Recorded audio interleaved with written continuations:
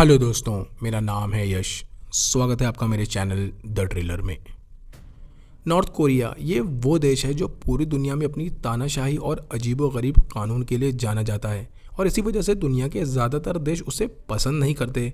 मगर इसके अलावा और भी ऐसे बहुत से राज हैं जो नॉर्थ कोरिया के अंदर छुपे हुए हैं। ये वो काले राज हैं जिन्हें लीक करने पर सीधे मौत की सज़ा है और आज ऐसे ही एक राज की कहानी मैं आपको सुनाने जा रहा हूँ। ये राज एक ऐसी स्मगलिंग से जुड़ा है जो नॉर्थ कोरिया ने चोरी छुपे की और इसमें कई लोगों को अपनी जान गंवानी पड़ी। कहानी शुरू होती है 15 अप्रैल 2003 से, जब एक बहुत बड़ा शिप साउदर्न ऑस्ट्रेलिया कोस्ट की तरफ बढ़ रहा था और इस शिप का नाम था पोंगसू। इस शिप में कुछ लोग लगभग 150 किलो हेरोइन को अलग अलग पैकेट्स में डिवाइड करते हैं और हर पैकेट का वजन लगभग 25 किलो था। इसके कुछ ही देर बाद एक छोटी बोट पानी में उतारी गई जिसमें 2 लोग सवार होते हैं और इसमें पहले शख्स का नाम था टोंग वोंग और दूसरे का नाम सामने नहीं आया। इन दोनों लोगों का बस ये काम था कि वो इस बोट को समंदर के किनारे तक ले जाएं और ये हेरोइन सप्लायर तक पहुंचाकर वापस शिप पर आ जाएं। चूँकि इस वक्त समंदर में लहरें बहुत ज़्यादा थीं और वो थोड़े ही दूर आगे बढ़े थे कि तभी उनकी बोट पलट गई और दोनों पानी के अंदर चले गए। इन दोनों में से एक शख्स का सर पत्थर से टकराया और उसकी मौत हो गई, जबकि टोंग वोंग किसी तरह उसकी डेड बॉडी को लेकर किनारे तक पहुंच गया। बहरहाल उसने अपने साथी की डेड बॉडी को वहीं किनारे पर दफन किया और थोड़ी ही देर बाद ये हेरोइन के पैकेट्स भी तैरते हुए किनारे तक पहुंच गए। हालांकि ये 6 पैकेट्स थे, मगर एक पैकेट समंदर में कहीं गायब हो गया और 5 पैकेट्स ही किनारे तक पहुँच पाए। उधर किनारे पर खड़े सप्लायर अपने 2 बंदों के साथ इंतजार कर रहा था और 25 किलो के 5 पैकेट्स देखकर वो परेशान हो गए। गाड़ी में जगह कम होने की वजह से वो सभी पैकेट्स एक साथ नहीं ले जा सकते थे, इसीलिए 2 पैकेट्स उन्होंने गाड़ी में लोड किए और बाकी 3 पैकेट्स यानी 75 किलो हेरोइन उन्होंने वहीं रेत के नीचे गाड़ दिए ताकि वो इन पैकेट्स को बाद में आकर वापस निकाल सकें। महज थोड़ी ही देर बाद वो तीनों अपनी गाड़ी में बैठकर वापस निकल गए और टोंग वोंग वहीं अंधेरे में छुपकर बैठ गया क्योंकि उसे ये समझ नहीं आ रहा था कि वो शिप तक वापस कैसे जाएगा। उधर पोंगसू शिप में मौजूद बाकी लोग इस बात से बेखबर थे कि उनके साथियों के साथ क्या हुआ है और वो वापस लौटेंगे भी या नहीं।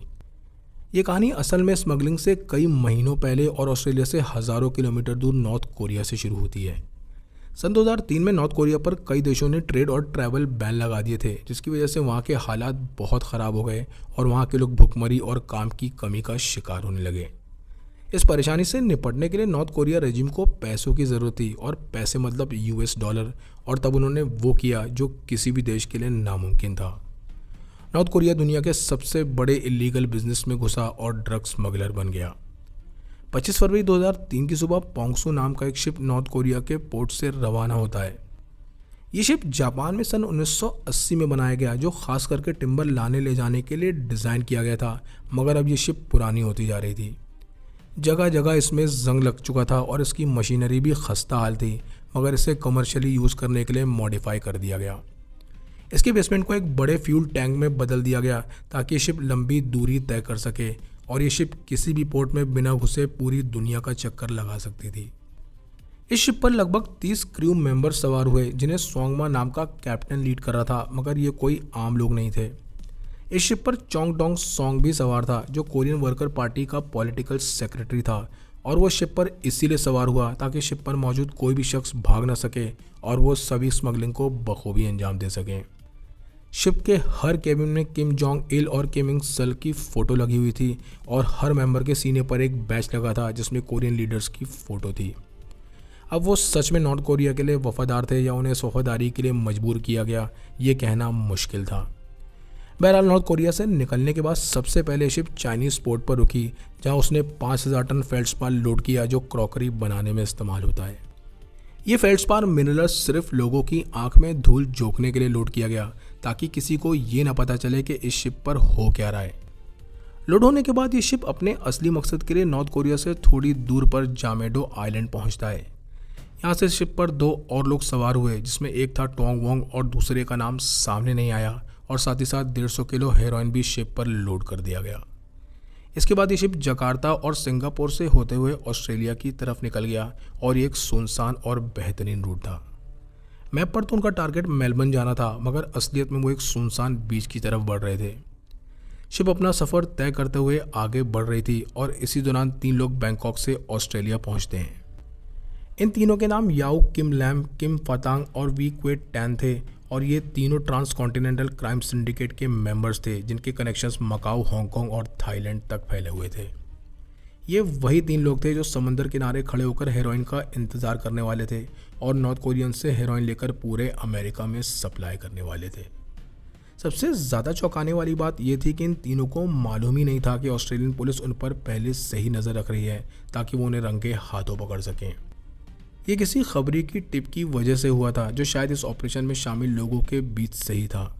शायद किसी ने फैसला कर लिया था कि वो धोखा देकर इस पूरे ऑपरेशन को चौपट कर देगा और इसीलिए ये तीनों जब भी अपने होटल से निकलकर कहीं बाहर आते जाते पुलिस खामोशी से उनका पीछा करने लगती। यहाँ तक कि अब उनके फ़ोन्स भी टैप हो रहे थे और अब अगर वो तीनों कोड वर्ड्स में भी बात करते तो पुलिस उनकी सारी बातें सुन लेती। इस ऑपरेशन का नाम सॉर्बे ऑपरेशन रखा गया जिसमें सर्विलेंस टीम उनके एक एक मूव को ट्रैक कर रही थी।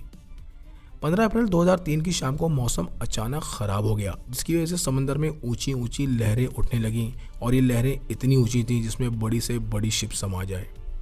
शिप के मेंबर्स जल्दी जल्दी 150 किलो हेरोइन को डिवाइड करके 25 किलो के पैकेट्स बनाने लगे और लगभग 6 पैकेट्स तैयार हो गए।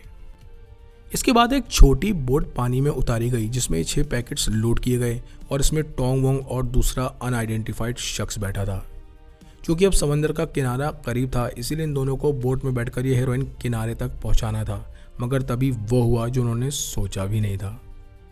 अचानक उनकी बोट से फ्यूल लीक होने लगा और तेज़ लहरों की वजह से बोट कंट्रोल से बाहर हो गई। देखते ही देखते ये बोट पलट गई और दोनों पानी में डूब गए जिसमें टोंग के साथी का सर पर चोट लगी और वो मौके पर ही मर गया। उसके लंग्स में पानी भरने की वजह से वो सांस नहीं ले पाया और ये कितना अजीब था कि एक शख्स ड्रग्स डिलीवर करते हुए मारा गया उस तानाशाह के लिए जो नॉर्थ कोरिया में बैठा राज कर रहा था। किसी तरह टोंग अपने साथी की डेड बॉडी लेकर किनारे पर पहुंचा और फिर उसे दफना दिया और तब तक 5 पैकेट्स भी तैरते हुए किनारे तक पहुंच गए। 25 किलो का एक पैकेट लहरों में कहीं गायब हो गया और ये छोटी सी बोट भी पानी में कहीं पूरी तरह डूब गई। किनारे पर वही 3 लोग खड़े हेरोइन का इंतजार कर रहे थे जिन पर पुलिस नज़र रखी हुई थी और ये 5 पैकेट्स देखकर वो परेशान हो गए। चूँकि पैकेट्स काफ़ी बड़े थे इसीलिए उन्होंने महज 2 पैकेट्स गाड़ी में लोड किए और बाकी पैकेट्स यानी 75 किलो हेरोइन वहीं रेत में गाड़ दिए ताकि वापस आकर वो उन्हें निकाल सकें। अब वो तीनों अपनी गाड़ी में बैठे और टोंग वोंग को वहीं अकेला छोड़कर चले गए और टोंग वोंग को ये समझ नहीं आ रहा था कि वो अपनी शिप तक कैसे वापस जाएगा क्योंकि उसकी बोट पहले ही डूब चुकी थी। उधर शिप पर मौजूद बाकी मेंबर्स इस बात से अनजान कि उनके साथियों के साथ क्या हुआ है और वो बस उनके आने का इंतज़ार कर रहे थे। 16 अप्रैल 2003 की सुबह ऑस्ट्रेलियन पुलिस उस होटल रूम के दरवाजे पर दस्तक देती है जहां ये तीनों रुके हुए थे। इस होटल रूम में याओ किम लैम और क्याम फतांग मौजूद थे और नीचे खड़ी उनकी कार की डिग्गी में 50 किलो प्योर हेरोइन रखा हुआ था। पुलिस ने फौरन इन दोनों को गिरफ्तार कर लिया और कुछ ही देर बाद उनके तीसरे साथी विल क्वेट टैन को भी पास के एक मार्केट से गिरफ्तार कर लिया गया। पूछताछ में पुलिस को पता चला कि समंदर किनारे एक बॉडी दफन है जो टोंग के साथी की थी और ये पुलिस के लिए चौंकाने वाला खुलासा था। अब पुलिस इस बॉडी को निकालने के साथ साथ आसपास की छानबीन शुरू करती है जहां उन्हें टूटी फूटी बोट मिली और साथ ही साथ टोंग भी उनके हाथ लग गया जो एक पत्थर के पीछे छुपा कांप रहा था। इसी के साथ साथ उन्हें एक GPS डिवाइस भी मिला जिसमें छुपाए हुए 3 पैकेट्स के कोऑर्डिनेट्स थे और आखिरकार पुलिस ने 75 किलो छुपा हुआ हेरोइन भी निकाल लिया। ऑस्ट्रेलिया के इतिहास में ये अब तक का सबसे बड़ा ड्रग कंसाइनमेंट पकड़ा गया था और एक 25 किलो का पैकेट जो समंदर में खो गया था वो फिर कभी नहीं मिला। हालांकि आने वाले सालों में ये अफवाह फैलती रही कि समंदर किनारे के आसपास के किसान बहुत अमीर हो गए हैं और उन्होंने नई गाड़ियाँ और बोट्स खरीद ली हैं। इसके पीछे ये थ्योरी थी कि शायद उनके हाथ वो हेरोइन का पैकेट लग गया हो जिसकी कीमत करोड़ों में थी, मगर इस बात का कोई पुख्ता सबूत नहीं था। उधर शिप पर काफ़ी देर इंतज़ार करने के बाद जब उनके दोनों साथी नहीं लौटे तब ये शिप इंटरनेशनल वाटर्स की तरफ बढ़ गई, मगर वो ये नहीं जानते थे कि पुलिस उनके पीछे लग चुकी है। थोड़ी देर बाद तस्मानियन पुलिस की बोट इस शिप के पास पहुंच गई और 2 एयरक्राफ्ट भी शिप के ऊपर घूमने लगे। पुलिस ने शिप में मौजूद लोगों से कहा कि वो शिप रोक दें, मगर उन्होंने कोई भी ऑर्डर मानने से मना कर दिया और इसी दौरान कुछ मेंबर्स ने शिप से कुछ सामान पानी में फेंकना शुरू कर दिया। वो लोग शायद शिप पर मौजूद थोड़ा बहुत ड्रग्स पानी में फेंक रहे थे ताकि कोई सबूत ना बचे और अब तक ऑस्ट्रेलियन गवर्नमेंट भी पूरी तरह एक्टिव हो चुकी थी। उनके लिए एक नेशनल सिक्योरिटी इशू था जिसमें दूसरे देश यानी नॉर्थ कोरिया ने उनके यहाँ घुसने की कोशिश की थी। इस मामले से निपटने के लिए डिफेंस मिनिस्टर, फॉरेन मिनिस्टर और ऑस्ट्रेलिया के प्राइम मिनिस्टर जॉन हॉवर्ड एक मीटिंग रखते हैं और आखिरकार 18 अप्रैल 2003 को एक नेवल वॉरशिप सिडनी से निकल गई पोंगसू शिप को पकड़ने के लिए। अगले 4 दिनों तक ये नेवल वॉरशिप पोंगसू शिप का पीछा करती रही और चूंकि समंदर में मौसम काफ़ी ख़राब था जिसकी वजह से उन्हें बहुत परेशानियों का सामना करना पड़ रहा था। 20 अप्रैल 2003 की सुबह ऑस्ट्रेलिया के एयरफोर्स कमांडर ने भी अपना सीहॉक हेलीकॉप्टर पोंगसू शिप की तरफ रवाना कर दिया और ये हेलीकॉप्टर जैसे ही शिप के पास पहुंचा सभी कमांडर शिप में उतरने की तैयारी करने लगे। कुछ कमांडर्स डायरेक्ट शिप में उतरे और कुछ बोट्स के जरिए शिप के अंदर आ गए, मगर उन्हें ये डर सता रहा था कि उनके साथ कभी भी कुछ भी हो सकता है। हैरानी वाली बात यह थी कि पोंगसू शिप पर सवार क्रू ने पलटकर कोई हमला नहीं किया क्योंकि वो जानते थे कि उनका खेल ख़त्म हो चुका है। उन सभी ने चुपचाप सरेंडर कर दिया और कुछ ही मिनटों में एयरफोर्स कमांडर्स ने शिप को अपने कंट्रोल में ले लिया। कुल 30 लोगों को गिरफ्तार किया गया और शिप को सिडनी की बंदरगाह के लिए रवाना कर दिया गया। आखिरकार जब इस शिप की छानबीन शुरू हुई तब ऑस्ट्रेलियन पुलिस के होश उड़ गए क्योंकि ये शिप तानाशाही को चीख चीख कर बयान कर रही थी। शिप के हर केबिन में किम जोंग इल और किम इल संग के फोटोज लगे हुए थे और ये दोनों नॉर्थ कोरिया के लीडर्स थे। इस शिप के हर क्रू के सीने पर जो बैजेस थे उसमें भी इन दोनों लीडर्स की फ़ोटो थी और उन्हें कुछ डॉक्यूमेंट्स भी मिले जिन पर यह लिखा था कि अगर वो पकड़े जाएं तो वो पलटकर जवाब दें मगर सरेंडर ना करें। एक मेंबर से जब उसका बैज उतारने के लिए कहा गया तो वो घबरा गया और उसका कहना था कि ये बैज उसके शरीर का एक हिस्सा है। इससे ये समझना आसान है कि नॉर्थ कोरियंस को किस हद तक मानसिक गुलाम बनाया जाता है। ऑस्ट्रेलियन पुलिस के होश तब उड़ गए जब उन्हें शिप पर चोंग डोंग सोंग मिला जो कोरियन वर्कर्स पार्टी का सेक्रेटरी था और चाइना में नॉर्थ कोरियन एम्बेसी का सीनियर ऑफिसर भी था। शिप पर उसका मौजूद होना कोई इत्तेफाक नहीं था और इससे ये साफ हो गया कि इस ड्रग स्मगलिंग और नॉर्थ कोरियन गवर्नमेंट के बीच डायरेक्ट कनेक्शन है।